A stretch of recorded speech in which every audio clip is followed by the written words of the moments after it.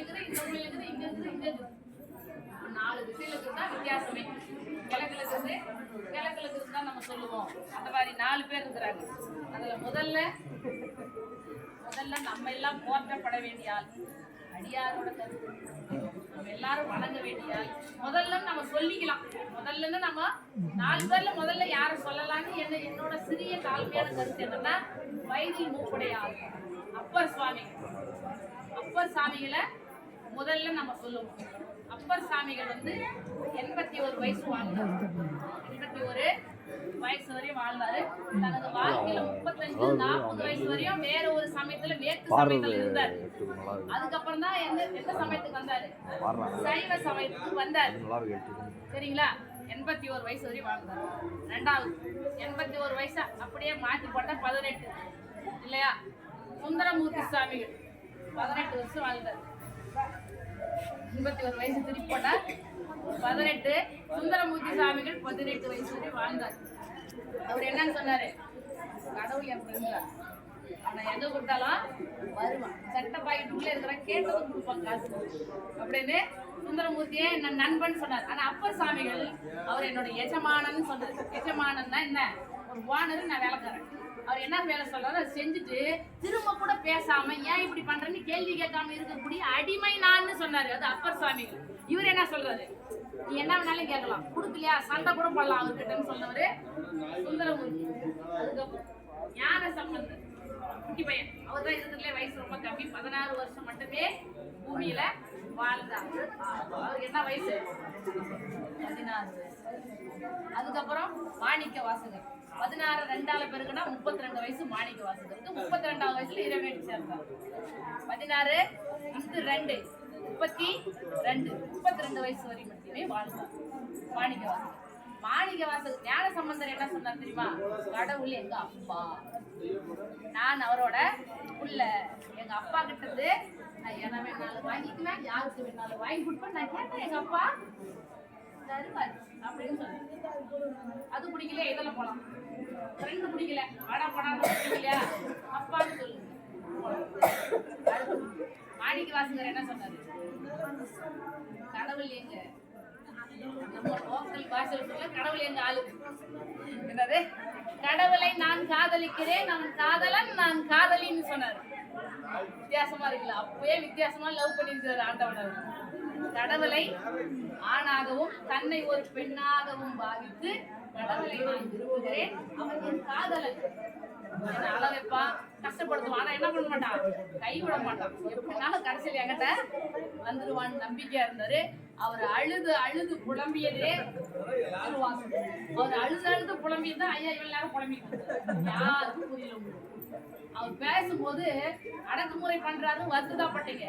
அவர் எல்லாரும் மதிக்கக்கூடிய இருக்கிற அத்தனை திருமுறைகளையே சிறந்த திருமுறை திருவாசகம். திருவாசகம் நிகரான ஒரு நூல் உலகிலேயே கிடையாது. நான் சொல்லல, இத வேற்று மதத்தினரெல்லாம் ஒத்துக்கிறாங்க. புரியுதுங்களா?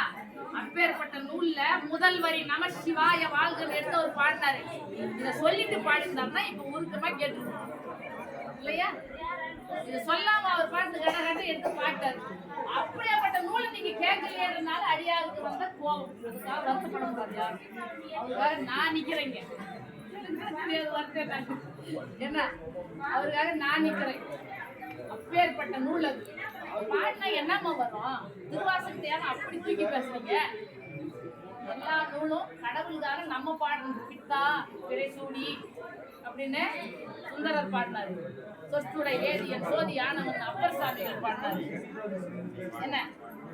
ஞான சம்பந்தம் இந்த பாட்டு எல்லாம் அவரை நோக்கி பாடினாங்க. கடவுளை நோக்கி தான் இவங்க எல்லாம் பாடினாங்க. கடவுள் நமக்காக எழுதி கொடுத்துதான் திருவாசகம்.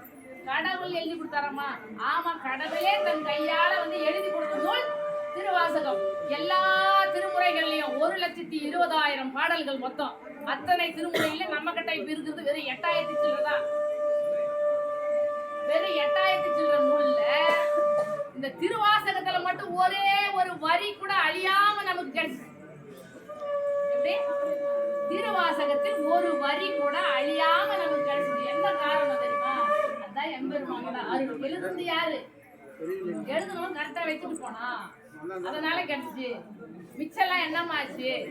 எல்லாம் தில்லையில வச்சிருந்தாங்க. நமக்கு தெரியாத அருமையும் பெருமையும் இந்த கரையானுக்கும் நெருப்புக்கும் தண்ணிக்கும் தெரிஞ்சிச்சு. அது சாப்பிட்டு மிச்சம் கொடுத்தது நம்ம கிட்ட ஒரு 8000 பாட்டுக்கு. இந்த 8000 பாட்டையும் முழுசா படிச்சவன் யாரும் இல்லை. பிரிஞ்சு போனா ஒரு 300 வரைக்கும் தொட்டிருப்பான். சரிங்களா? கரையானும் தண்ணி அரிச்சிச்சு அப்படின்னா என்ன? செல்லடிச்சு போயிருச்சு. தண்ணியில கொஞ்சம் அழிஞ்சிச்சு, நெருப்பால கொஞ்சம் அழிஞ்சிச்சு, கரையான் சாப்பிட்டு கொஞ்சம் அழிஞ்சிச்சு. மிச்சம் நமக்கு அதான் திருவாசகத்துல மட்டும் ஒரு வரி கூட அழியாம நமக்கு கிடைச்ச நூல் திருவாசகம். திருவாசகத்தை மாணிக்க வாசகர் சொல்ல எம்பெருமான் உட்கார்ந்து எழுதினார். எழுதிட்டு அழகிய திருச்சிற்றம்பலம் உடையான் கையெழுத்து கடைசியில கையெழுத்து போட்டுக்கிறார். இன்னும் இருக்குதாமா அந்த நூல்ல இருக்கு. இன்னும் பத்திரமா பாண்டிச்சேரியில ஒரு வீட்டுல எம்பெருமான் திருக்கையால் எழுதிய நூலை வச்சிருக்கிறாங்க. இன்னைக்கு மட்டும்தான் அந்த நூலை வெளியெடுத்துருப்பாங்க. வருஷத்துக்கு ஒரே முறை சிவராத்திரி அன்னைக்கு மட்டும் வெளியே எடுத்து பூஜை பண்ணி உள்ள வச்சிருவாங்க. நம்ம கேட்கிறோம், அது பேசுற பாக்கியமாவது நமக்கு எடுத்துச்சு, அதை கேட்கிற பாக்கியமாவது உங்களுக்கு. வருஷத்துக்கு ஒரே முறை தான் வெளியே எடுக்கிறாங்க அந்த திருவாசகத்தை. நான் சொல்றது அச்சிடப்பட்ட திருவாசகம் இல்ல, எம்பெருமான் திருக்கையால எழுதப்பட்ட அந்த ஓலைச்சுவடியை பத்தி பேசிட்டு இருக்கிறேன். பாண்டிச்சேரியில இருக்குது. எப்பயாவது வாய்ப்பு கிடைச்சா அந்த தெருவுக்கு போய் பாருங்க. நீங்க கேட்டாலே சொல்லுவாங்க. எனக்கு சரியா தெருக்களை ஞாபகமா சொல்ல தெரியல, கேட்டா சொல்லுவாங்க. அந்த பொட்டிக்குள்ள இருக்கு, பொட்டி மட்டும் தான் காட்டுவாங்க அன்னைக்கு. இன்னைக்கு போய் இந்த ஓலையே பார்த்துருக்கலாம். ஆண்டவன் அழகிய திருச்சிற்றம்பலம் உடையான் எழுதியிருந்து கையெழுத்தே பார்த்துருக்கலாம். நம்ம அருள் காலசீஸ்வரன் நமக்கு அருள் இங்க பண்ணியிருக்கிறாரு. அதனால இது இருக்கு, ஒன்றும் தப்பு இல்லை. ஆனா தெரிஞ்சுக்கங்க, எப்பயாவது வாய்ப்பு வந்து அந்த பொட்டியாவது போய் பார்த்துருவாங்க. இணையெல்லாம் இருந்து மோட்சமாவது